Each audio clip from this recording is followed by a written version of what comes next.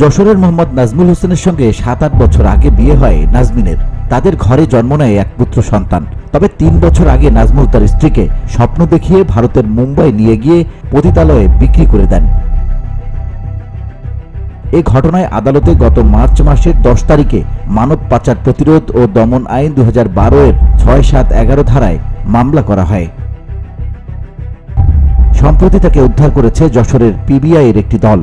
PBI জানায়, মোহাম্মদ নাজমুল হোসেন তার স্ত্রীকে প্রলোভন দেখিয়েছিলেন ভারতে গেলে উচ্চ বেতনে চাকরি পাওয়া যাবে।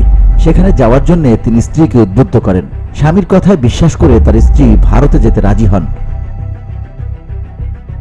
তবে নাজমুল হোসেন তার স্ত্রীকে ভারতের মুম্বাই শহরে নিয়ে পতিতালয়ে বিক্রি করে দিয়ে বাংলাদেশে চলে আসেন। পিবিআই আরও জানায়, এই ঘটনায় পরবর্তীতে নাজমুলের স্ত্রীর পরিবার তাকে উদ্ধারের জন্য আদালতে ১০-৩-২০২৪ তারিখে মানব পাচার প্রতিরোধ ও দমন আইন ২০১২-এর ৬-৭-১১ ধারায় মামলা করে। পরে আদালত পিবিআই যশোরকে মামলাটি তদন্তের নির্দেশ দেয়। পিবিআই প্রধান মোহাম্মদ মোস্তফা কামাল, পিবিআই যশোর জেলা unit in charge police super Reshma শারমিনের নেতৃত্বে মামলার তদন্তকারী কর্মকর্তা এসআই মোহাম্মদ হাবিবুর রহমান ওই ভিকটিমকে উদ্ধারের চেষ্টা অব্যাহত রাখেন।